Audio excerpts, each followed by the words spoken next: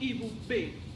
We making our queens bitches and ignoring the tracks that chases our kings back and forth into niggas, but y'all don't hear me though, cause niggas and bitches will never be ready.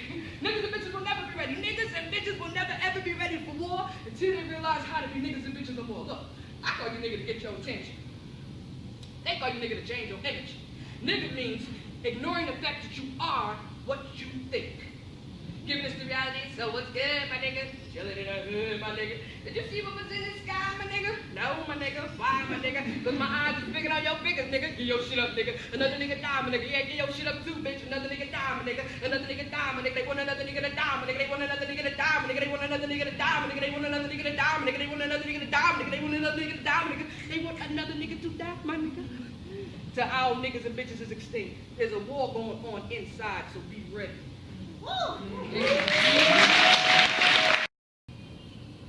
You just like your other daddy, you ain't shit. And if it was up to me, I would have made the appointments.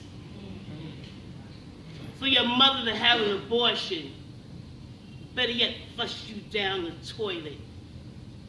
And all this dropped from my grandfather's lips, which made it more morbid, sick, and twisted to make matters more complicated. I was about in the 5th grade as he belittled me and degraded.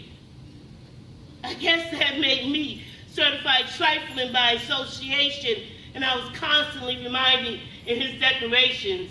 My father was nowhere to be found, and fights over food and money and clothing came up when he did come around. I tuned it out as I glared at the TV all quiet and neat. Didn't get any loving hugs or scratchy feelings from Daddy's beard attempting to kiss my cheek. This was repetitive fights and screams that he went out the door with a screaming stop soon because Daddy didn't knock no more. Got through that era and time moved on, did everything and anything that was wrong. Well, it wasn't my fault. It was simply hereditary. I was being no good, just like my daddy. So sweet, she wore her heart on her sleeve into a murderer and a thief. See, she believed that life is precious. I could hear it in her voice. She said, we only live once. But then we had to make a choice, and I convinced her that being parents was something we shouldn't do. I said, I already been through hell and back, so why would I want to drag a baby back through? I told her we weren't rich enough, or old enough, or strong enough to bring a baby into the world. But sometimes I find myself wondering if it was a boy or a girl. If he would have held my hand on his first day of school, or sat still while I taught him how to tie his shoes. If she would have listened when I read her my poems, or stood by the door every day until her daddy came home. And I could still hear that girl cry. I could hear her ask why this thing within her had to die. And if life is precious, she said, then how could we sleep after we turned her womb into a trash heap, a garbage disposal, an afterthought, a too-late reminder of those condoms I should have bought. She says, how could you write right. When it rains, they come to the surface to escape from drowning in the oxygen their skin snatches from hydrogen bonds. I do not know if they're more afraid of getting stepped on by me or drowning themselves. Either way, they're afraid of dying. This is called necrophobia. Yesterday, I read about a 19-year-old black body getting shot in the back. Not the same body, a different one. On average, your blood is blue until it comes into contact with oxygen. And earthworms do not come to the surface because they are drowning. Earthworms come to the surface because they confuse the vibration from rainfall with predator. When shot in the back, you can only pray that your blood stays blue. You can only hang like a wet paint sign. I can imagine that when a gun is pointed at you, the world begins to look a lot like a T-shaped enclosure that you can only turn left or right in. The boy's arms were cuffed together.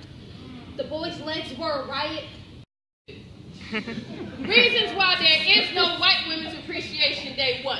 Because you think you can ask a question like that and not get punched in the face, too. Because you can ask a question like that and not get punched in the face, 3.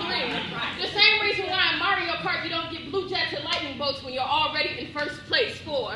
Because you have had about a 250-year advantage on being appreciated in this country. Do not forget it was my grandmother who raised your great-grandmother's kids while she used to burn her bra. You think the women's rights movement made us equal and all it did was give you privilege, 5.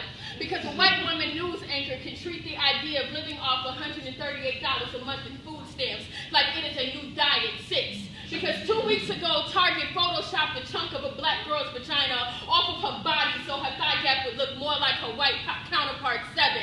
Because even after I explain all of this to you as nicely as I possibly can, you still fix your college and lips to say to me, I really don't think we should be having this conversation. We've come too far. Hey, if we've come as far as you think we have, then why don't we just call it human appreciation? Because you think that's taking it too far, because you think men don't deserve their own day, because you think marginalism is only right when you're the one doing it 9. Because George Zimmerman is somewhere signing autographs while Sabrina Fulton is crying over her baby's grade 10. Feet first. My body is not yours to pump, lobby, or legislate. There are no campaign funds tucked in my moccasins or in the folds of my flesh. And the last time I checked, there was no ATM in my vagina. No fuzzy slipper morning after episiotomy. No swing back in time mentality. There simply is no room in my womb for your party to meet my fallopian tubes. Are not earbuds eager to listen to your rhetoric, because all you want to do is get in my business. And you got no business being down there. I mean, if I had wanted you down there, you would have been invited. Oh, shiny 6-inch stiletto, but you were not invited. So now you just want to barge in all steel-toed Timberland so you can try to cross-train, tell me how to run what I have been running my whole life. And what's fucked up here is that I understand your God complex. I mean, you've been planting your flag and other folks' intentions for so long, and some habits die hard, but I'm thinking that if your God really wanted you in my pants, he'd have made you me. And I don't have dad and the baby daddy and the son he couldn't have had because baby mama was just too fast like Snapchat videos. They can't even chill together because they're all too busy avoiding each other. Hashtag modern day family. Hashtag daddy ain't coming back. Too many Sharkeisha surfing on sites for fame. Somebody please turn their world star stardom into stars and... Wait, hold up. Is this somebody in the back who's supposed to be listening to me do poetry, but they're too busy on their phones to pay attention? Hey, hashtag eyes forward. Dad, stop looking for side chicks harder than you look for jobs. Hashtag deadbeat. Because single mamas can't do it on their own. Kids will grow up independent, still government dependent. A punk that speaks without punctuations, hashtag can't get a job. Plus kids are popping prescription pills. It's hard to pay attention if anything isn't instant or Instagram. Hashtag is it ADD or is it you? And you wonder how these rappers can put a price tag on their souls? Same way you allow a few Instagram likes to determine your beauty when mama, you're gorgeous. Even if no one comments. Hashtag your value cannot be found online. When our necks are evolving to form right myself by stopping my stride with your claws and asking, oh, sweetheart, were you just dumped? But, sweetheart, the difference between you and me is that while I too respect myself, I outgrew my shame a long time ago. So I pull a blow pop out of my bag, unwrap it, lean in close enough to make you uncomfortable and ask, why, baby? You looking for some rebound action? Turn back, jaw drops, I put the sucker in your mouth, lift your chin with my finger, wink, and quite literally let you chew on that for a while. The moral to be gained here is that when you're looking at a fat chick with a bag full of junk food, it doesn't mean that you're looking at self-loathing. When you're looking at a fat person, you're not staring into the face of heart disease or diabetes. When you're looking at a fat person, you're not implicitly looking at laziness.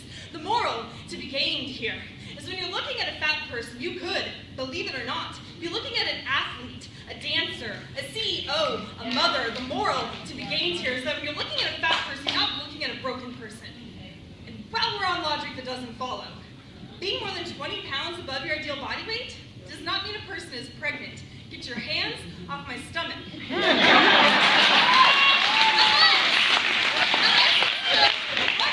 On my stomach. It's lucky, you know, rubbing a Buddha belly. Lucky, not from any incantation.